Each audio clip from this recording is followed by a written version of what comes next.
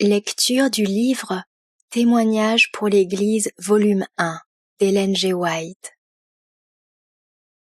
Chapitre 25.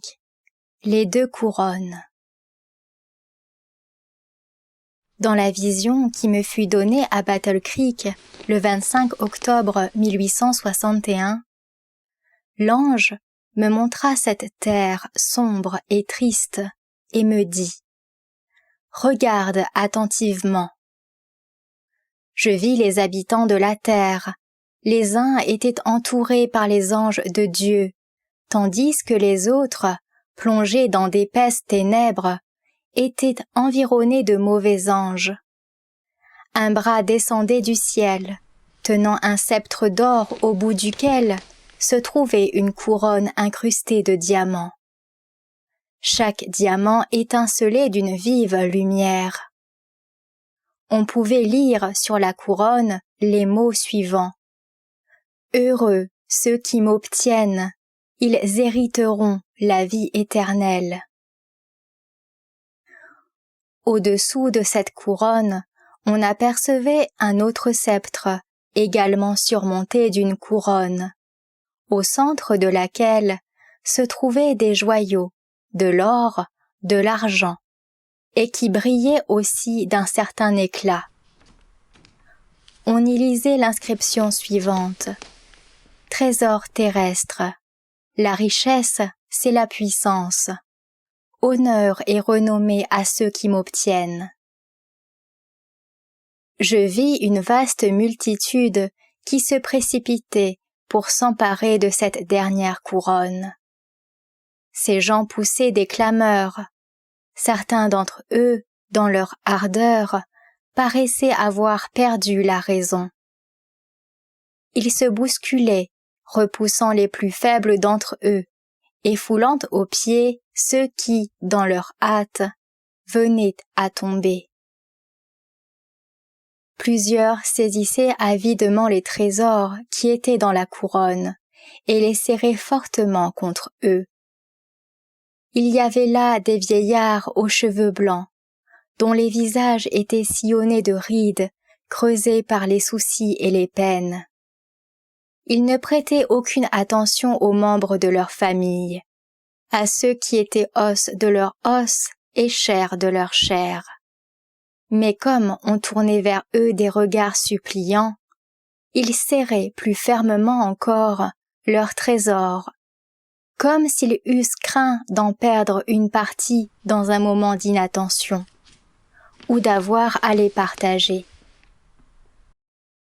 Leurs yeux avides se dirigeaient souvent du côté de la couronne terrestre, dont ils comptaient et recomptaient les richesses. Dans cette multitude, on distinguait des visages marqués par le dénuement et la misère. Ils jetaient un regard d'envie sur les trésors qui étaient là, puis s'en allaient désespérés, à mesure que le plus fort devançait et repoussait le faible. Pourtant, ils ne pouvaient se résoudre à renoncer à la lutte. Mais, se joignant à une multitude d'estropiés, de malades et de vieillards, ils cherchaient à se frayer un chemin jusqu'à la couronne terrestre.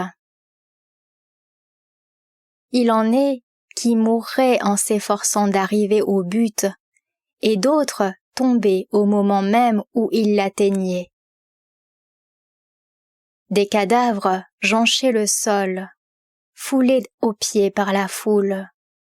Tous ceux qui atteignaient la couronne avaient part aux richesses qu'elle contenait, et ceux qui étaient groupés autour d'elle et qui regardaient la lutte avec intérêt les applaudissaient vivement.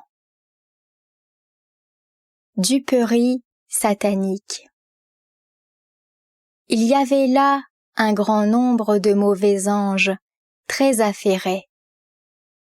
Satan était au milieu d'eux, et tous regardaient avec des transports de joie ceux qui luttaient pour obtenir la couronne.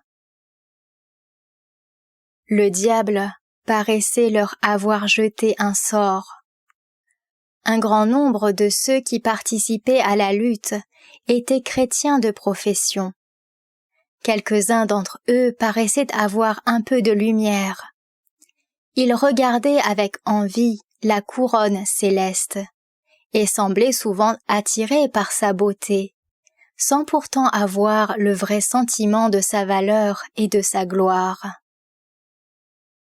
Pendant qu'ils tendaient une main languissante vers la couronne céleste, de l'autre, ils recherchaient avidement la couronne terrestre, bien résolus à l'acquérir. Aussi, dans leur ardente poursuite de l'une, ils perdaient l'autre de vue. Plongés dans les ténèbres, ils cherchaient à tâtons à se procurer la couronne terrestre. Quelques-uns se lassèrent de la compagnie de ceux qui se livraient à cette ardente poursuite. Ils parurent prendre conscience du danger qu'ils couraient, se détournèrent de leur chemin et recherchèrent avec application la couronne céleste. Bientôt, leur visage changea et fut illuminé. La tristesse céda la place au contentement et à une joie sainte. Je vis alors passer à travers la foule un groupe de personnes qui avaient les yeux fixés sur la couronne céleste. Comme elles avaient de la peine à y arriver, des anges les assistèrent, leur frayant un chemin à travers la multitude en désordre. Comme elles approchaient de la couronne céleste, la lumière qui en émanait brilla sur eux, dissipant les ténèbres et devenant toujours plus éclatante, jusqu'à ce qu'elles parussent transformées et pareilles aux anges. Elles ne jetaient pas un seul coup d'œil à la couronne terrestre. Ceux qui étaient lancés à la poursuite de cette dernière se moquaient et leur jetaient des balles noires qui ne leur faisaient aucun mal tant qu'elles avaient les yeux fixés sur la couronne céleste. Mais celles qui prirent garde aux balles noires en furent souillées. Ce passage de l'Écriture me fut rappelé. Ne vous amassez pas des trésors sur la terre, où la teigne et la rouille détruisent, et où les voleurs percent et dérobent. Mais amassez-vous des trésors dans le ciel, où la teigne et la rouille ne détruisent point, et où les voleurs ne percent ni ne dérobent. Car là où est ton trésor, là aussi sera ton cœur. L'œil est la lampe du corps. Si ton œil est en bon état, tout ton corps sera éclairé. Mais si ton œil est en mauvais état, tout ton corps sera dans les ténèbres. Si donc la lumière qui est en toi est ténèbres, combien seront grandes ces ténèbres? Nul ne peut servir deux maîtres. Car ou il haïra l'un et aimera l'autre, ou il s'attachera à l'un et méprisera l'autre. Vous ne pouvez servir Dieu et Mammon. Matthieu chapitre 6, versets 19 à 24. Alors ce que j'avais vu me fut expliqué. La multitude qui s'efforçait avec tant d'ardeur d'atteindre la couronne terrestre représente ceux qui aiment les richesses de ce monde et qui se laissent tromper et flatter par ses attraits passagers. Il en est qui prétendent être disciples du Christ et qui sont si avides des biens de ce monde qu'ils en perdent l'amour du ciel. Ils agissent comme les mondains et sont considérés par Dieu comme appartenant à ce monde. Ils prétendent rechercher la couronne immortelle, un trésor dans le ciel. Mais ils s'intéressent avant tout à l'acquisition des richesses terrestres. Ceux qui ont leur trésor dans ce monde et y sont attachés ne peuvent aimer Jésus. Ils croient être sur la bonne route. Aussi, bien qu'ils se cramponnent à leur richesse comme un avare à son or, on ne peut leur faire admettre qu'ils préfèrent l'argent à la cause de la vérité ou au trésor céleste. Vraie et fausse richesse. Si donc la lumière qui est en toi est ténèbres, combien seront grandes ces ténèbres? Matthieu chapitre 6 verset 23. Il arriva un moment où certains chrétiens ne s'attachèrent pas à la lumière qui leur était donnée, de sorte qu'elle devint ténèbres.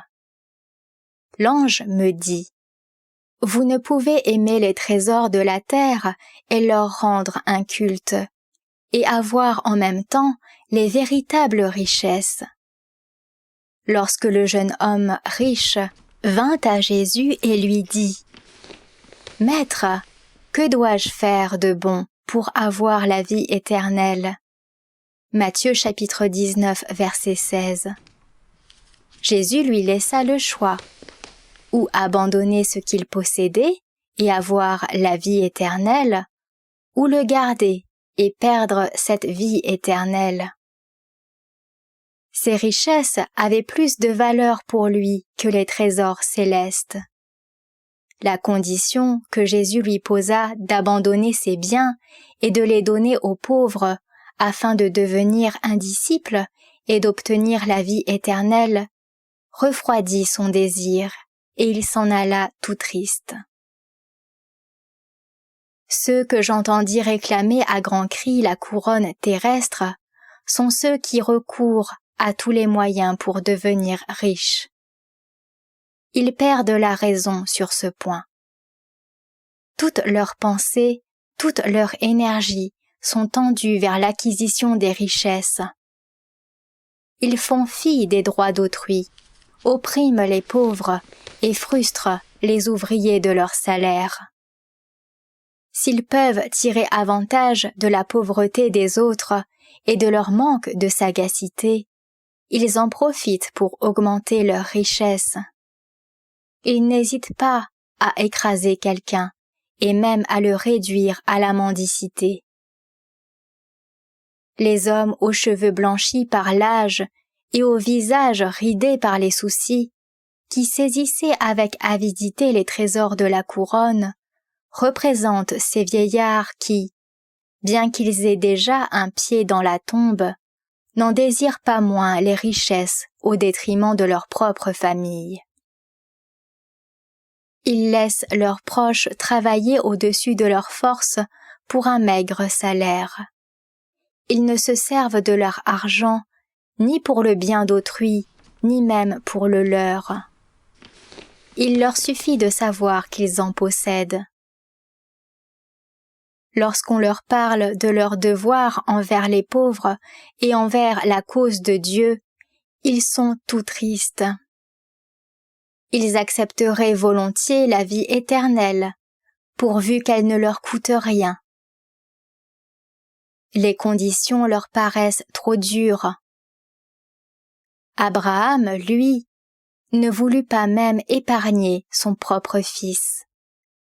Pour obéir à Dieu, il aurait sacrifié ce fils de la promesse plus facilement que bien des gens ne sacrifieraient une part de leurs biens. Je fus peiné de voir ceux qui, au lieu de se préparer à entrer dans la gloire et de penser journellement à l'immortalité qui leur est promise, se cramponnent au contraire de toute leur force à leurs biens terrestres. De telles personnes ne peuvent apprécier à sa juste valeur le trésor du ciel. Leur attachement aux richesses d'ici-bas se révèle dans leurs œuvres, et ils montrent ainsi qu'ils n'estiment pas assez l'héritage céleste pour y sacrifier quoi que ce soit.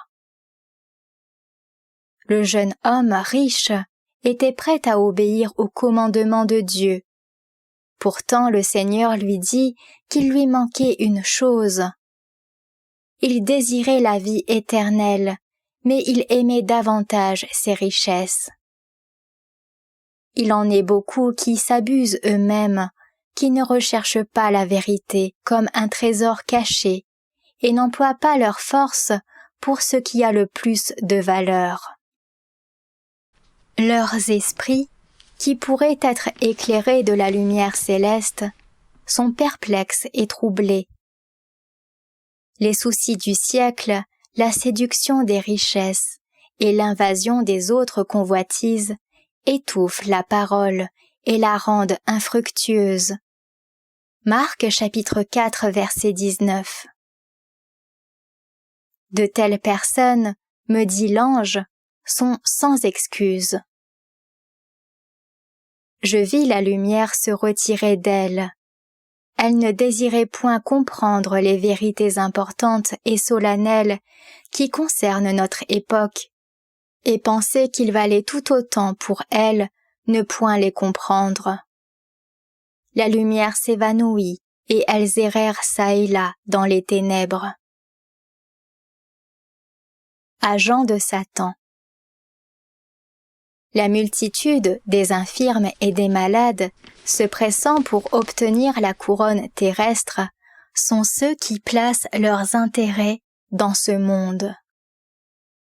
Bien que déçus de toute manière, ils ne veulent pas diriger leurs affections vers le ciel et chercher à s'y procurer des richesses et une demeure. Or, dans leur vaine poursuite des biens terrestres, ils oublient les célestes, qui leur échappent aussi. Malgré le désappointement, la vie et la mort malheureuse de ces gens-là, d'autres suivent la même voie. Ils se lancent follement en avant, sans prendre garde à la fin misérable de ceux dont ils suivent l'exemple. Tous ceux qui avaient atteint la couronne et furent applaudis par la foule sont ceux qui obtiennent ce qui représente le but de leur vie, les richesses. Ils reçoivent l'honneur qu'on accorde aux riches. Ils ont de l'influence dans le monde. Satan et ses anges sont satisfaits car ils savent que ceux-là leur appartiennent à coup sûr et que, vivant en rébellion contre Dieu, ils sont leurs puissants alliés. Ceux qui prirent en dégoût la société des gens qui voulaient obtenir la couronne terrestre sont ceux qui ont observé la vie et la fin des ambitieux, luttant pour s'emparer des biens de ce monde. Ils ont vu que ces derniers ne sont jamais satisfaits, qu'ils sont malheureux. Aussi se sont-ils alarmés et séparés d'eux pour rechercher les richesses vraies et durables.